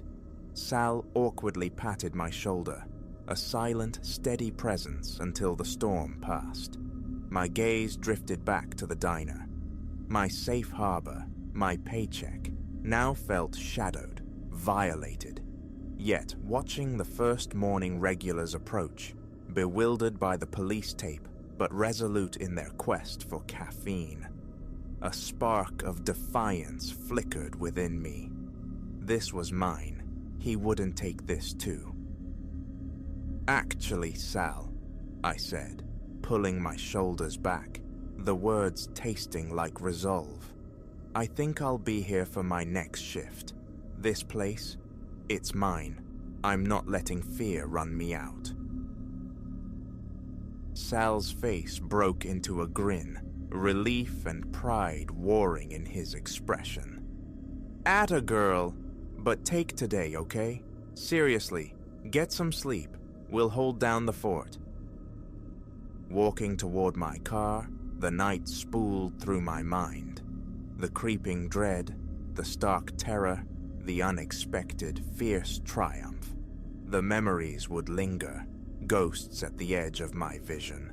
But so would the knowledge of my own strength, unearthed in the crucible of fear. I started the engine, glancing back one last time. The neon sign still pulsed, but its light no longer felt weak or ominous. It felt like a promise that even in the deepest darkness, resilience could ignite. And sometimes, that light burns brightest within ourselves, waiting. Driving home, the sun warm on my face, I made a silent promise. Never again would I dismiss the prickle of instinct, the whisper of unease. I had met true menace and walked away. Whatever came next, I could face it. The night had been a long, terrifying passage, but I had emerged altered, stronger. That strength was now part of me, a quiet certainty. The diner, the night shift. They weren't just a job anymore. They were proof, and I wore that proof like armor, ready.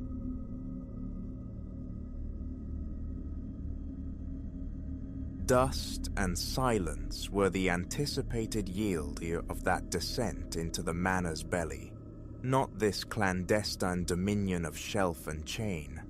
The air hung thick, saturated with the cloying scent of forgotten newsprint surrendered to dampness and time. My torch beam sliced through the gloom, illuminating towering stacks, row upon row of book spines crusted with the grime of ages. These shelves ascended into an oppressive blackness my light could not penetrate. Squinting, I sought a ceiling that refused to reveal itself, swallowed by shadow. A profound sense of trespass settled upon me, the feeling of having blundered into a space deliberately hidden from human eyes. My ribs tightened, and the frantic drum of my own pulse echoed in my ears. My purpose here, in the subterranean depths of this decaying estate, was the pursuit of elusive manuscripts. Whispers circulated through the nearby town, tales of the former occupants, collectors of the esoteric and the bizarre. Most dismissed it as provincial folklore, yet the allure of discovery had drawn me.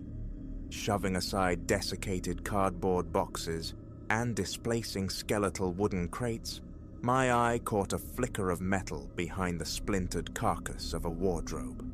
A chest, perhaps, or a forgotten safe.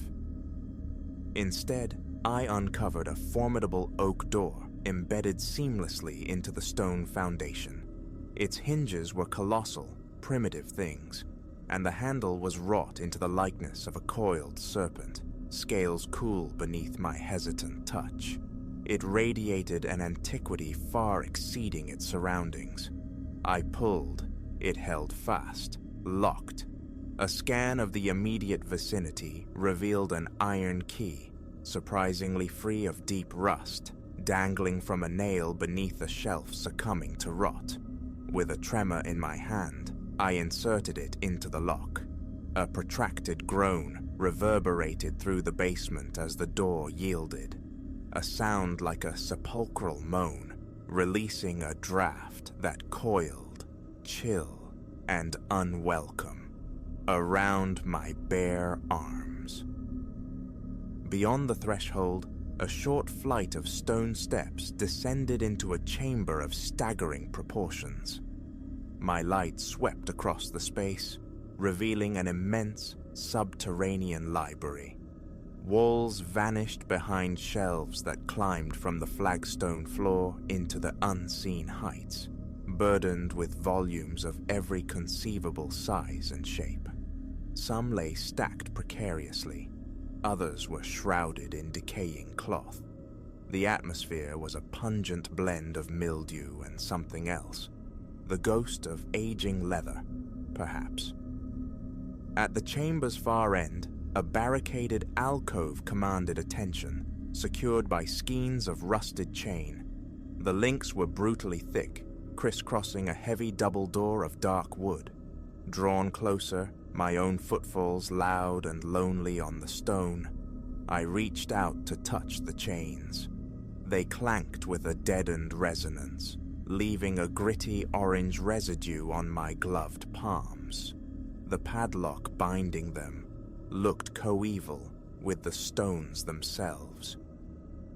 From my backpack, I withdrew a small crowbar, a standard precaution when navigating the derelictions of the past, where time often seals what man has closed. A few leveraged, straining attempts, and the ancient padlock fractured with a sharp crack. The echo skittered along my nerves, a brittle counterpoint to the library's oppressive silence. Drawing a steadying breath, I wrestled the heavy chains aside. My flashlight flickered erratically. A sharp tap restored its beam. The passage revealed beyond the doors was narrow, a mere channel forcing a straight shoulder-width advance. Its walls were punctuated by small, recessed niches, each cradling a single tome or a sheaf of brittle papers. Cobwebs, thick as funeral shrouds, drooped from the low ceiling. An involuntary shiver traced my spine as I stepped across the threshold. The deeper I ventured, the more unsettling the spines of the sequestered books became. They bore markings utterly alien to any alphabet I knew. Some appeared as violently scratched sigils. Others seemed drawn in an ink long oxidized to a fecal brown. Running a fingertip across one coarse cover, I registered a peculiar, uneven texture, as though scarred by fire in places. A distinct chill permeated the corridor. My exhalations began to plume faintly. Silence reigned, save for the rhythmic punctuation of my own steps and the distant, maddeningly elusive drip of water somewhere further in the dark. After perhaps 10 feet of this constricted progress, the corridor unexpectedly opened into a small, stark room dominated by a central stone table. Loose pages lay scattered upon its surface, partially obscured by a swathe of dust-laden cloth. Lifting the fabric revealed sketches of entities that defied biological sanity, creatures rendered with unnaturally elongated limbs, faces devoid of expression or marred by a surfeit of eyes, bodies twisted into nauseating geometries. The draftsmanship was crude, urgent, as if captured in a paroxysm of fear or revelation. A visceral instinct screamed retreat, yet a morbid curiosity compelled me to lift a single page. Its corners were stained with a dark, desiccated substance. Turning it towards my light, a jolt, sharp and cold, shot through my chest. The depicted horror possessed a gaping maw where its eyes should have been, and a solitary, malevolent eye occupied the space meant for a mouth. Carefully, I replaced the drawing and surveyed the confined space. A few books rested upon a crude stone pedestal against the far wall. The uppermost volume was bound in thick, dark leather, its cover emblazoned with a stark symbol, an inverted triangle, from each corner of which protruded sharp, angular lines. My hand, unsteady, reached out. Opening the cover released another wave of that musty, leathery scent. The text within employed the same bewildering script, its characters slanted and jagged, inducing a peculiar strain in my eyes. Flipping through brittle pages revealed further illustrations, some rendered with such grotesque detail that my throat constricted. They possessed a disquieting vitality, seeming poised to crawl from the page should my gaze linger too long. Swallowing hard against a rising bile, I closed the book and stepped back. My flashlight flickered again, more violently this time. In that instant of fractured light, I thought I heard it. A soft, dry rustling, perhaps merely the disturbed cloth settling near my feet, or perhaps not. The corridor behind me seemed to have deepened its shadows, constricting, shoving the scattered, monstrous sketches aside with my foot, unwilling to look upon them further. My heart hammered against my ribs. A prickly heat spread across my arms. My shirt clung damply to my back. Enough. I had seen enough.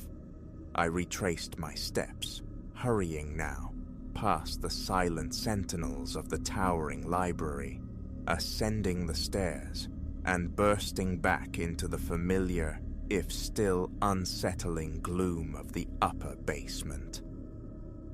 Later that night, ensconced in the supposed sanctuary of my own home, I sought solace in routine. A scalding mug of coffee warmed my hands as I sat at the kitchen table, the subterranean library replaying itself in my mind. The scale, the secrecy, the chained door. Who had built such a place? For what purpose were those volumes gathered and guarded? Seeking distraction, I opened a familiar hardcover, a dry treatise on local history, hoping its mundane text would ground me. But after only a few pages, my eye snagged on faint pencil markings in the margin, annotations from a previous owner, I assumed initially. Then a chill traced its way up my spine. Some of the minuscule symbols bore an unnerving resemblance to the script witnessed in that hidden corridor. My chest constricted. Turning pages with mounted apprehension, I found more scribbles. Faint, almost furtive, loops and twists utterly unlike conventional handwriting. I snapped the book shut, placing it carefully on the table. A sensation like swallowed ice spread through my gut. The phenomenon escalated over the ensuing days. Every book I opened, regardless of its age or provenance, volumes owned for years, now bore the insidious marks. Sometimes, short lines of the unreadable text appeared. Other times, small, hasty drawings echoed the unsettling aesthetic of those found in the hidden room. Often, it was merely a single, cryptic symbol scratched into a corner. Attempting to erase them proved futile. They seemed less applied to the paper than emergent from its very fibers, an integral part of the print. A constant crawling sensation prickled my skin whenever a new inscription revealed itself. The thought of discarding my collection arose, a bibliophile sacrilege, but a deeper reluctance stayed my hand. One evening, driven by a desperate need for understanding, I resolved to analyze the annotations systematically. Armed with a notebook, I meticulously transcribed each symbol, every bizarre flourish, onto clean sheets. The initial entries seemed random, scattered across various books without apparent connection. But gradually, amidst the chaos, repetitions emerged. Certain shapes recurred, and then I saw it. The inverted triangle, stark and unmistakable, identical to the sigil on the leather-bound tome from the corridor. My pulse leaped. Dismissing it as pareidolia, a trick of an anxious mind, I seized another book at random.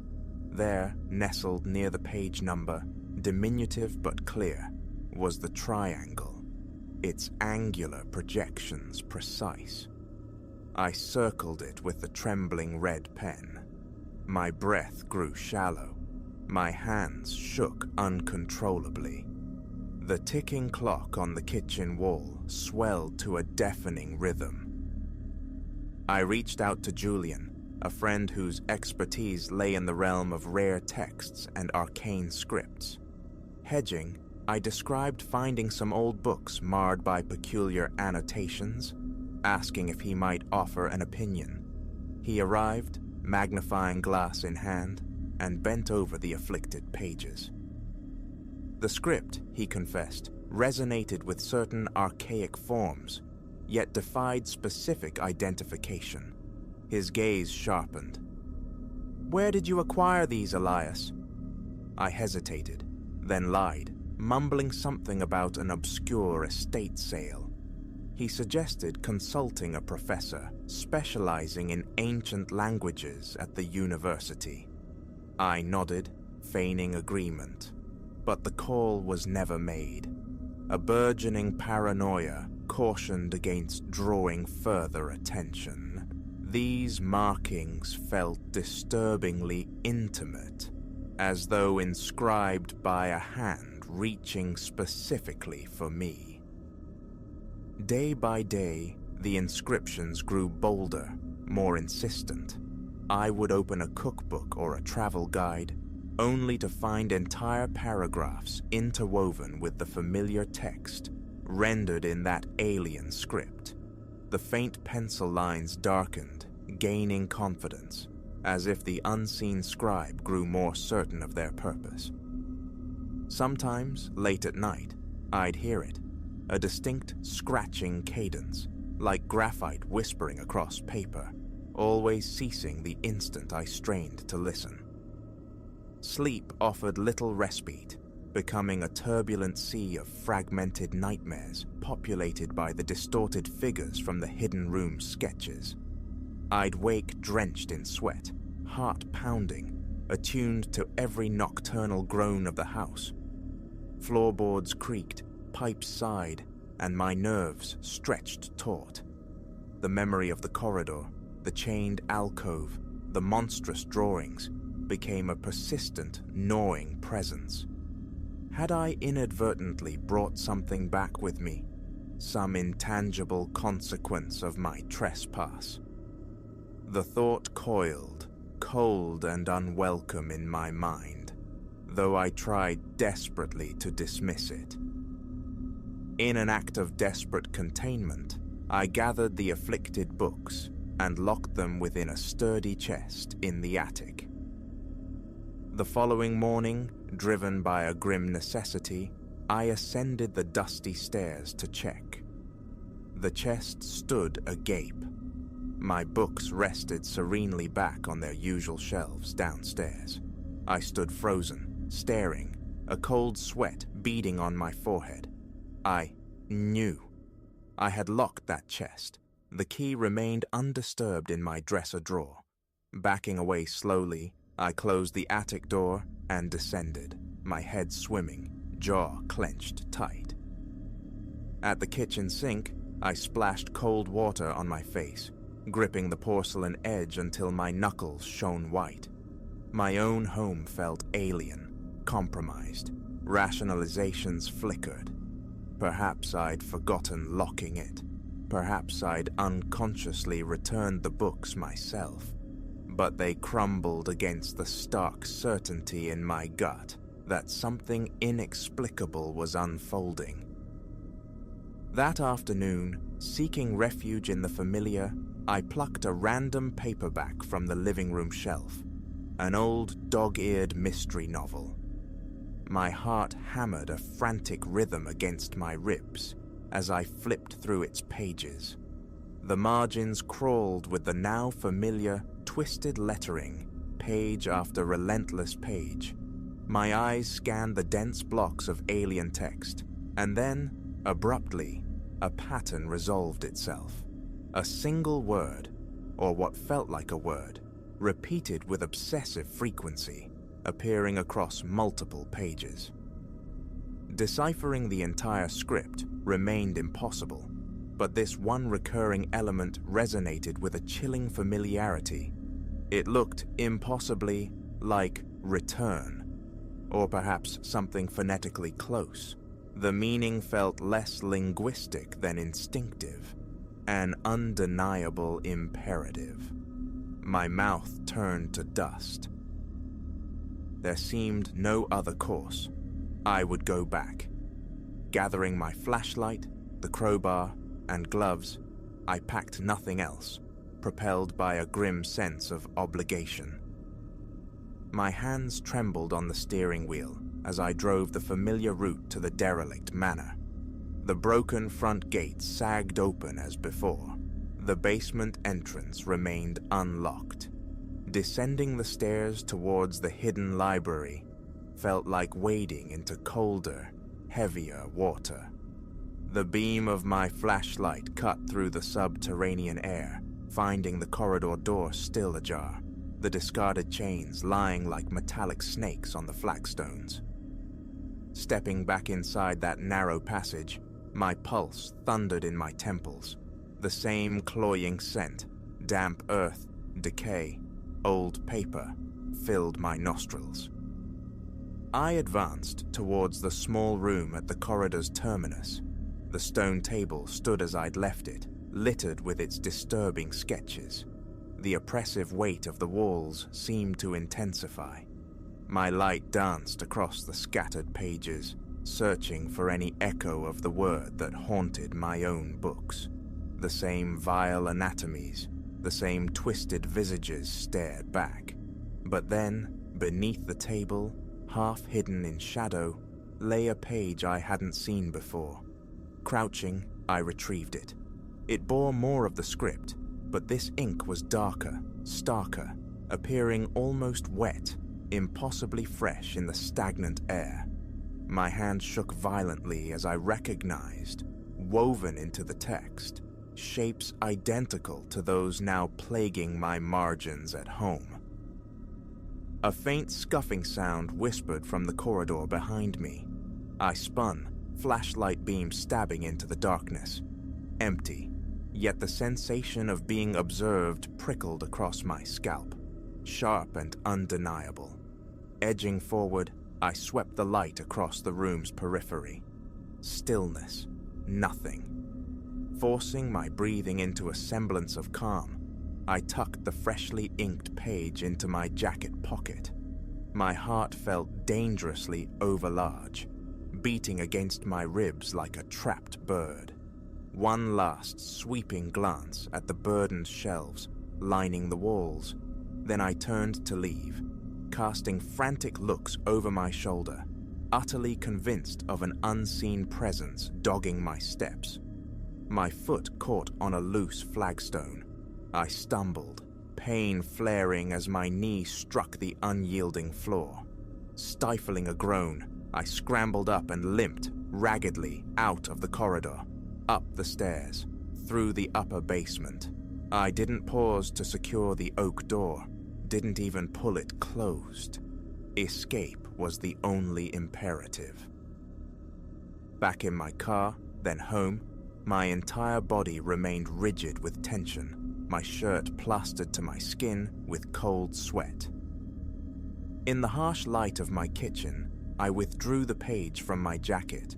The script covered it densely, lines intersecting in complex, unsettling patterns. Near the bottom, small but distinct, was the inverted triangle sigil. My mouth felt scoured, dry as bone. I tossed the page onto the table and began to pace, nerves too frayed to allow stillness. My pulse refused to settle. Eventually, forcing a measure of calm, I examined the page more closely. Faint indentations marked its edges, as if the writer had pressed down with ferocious intensity.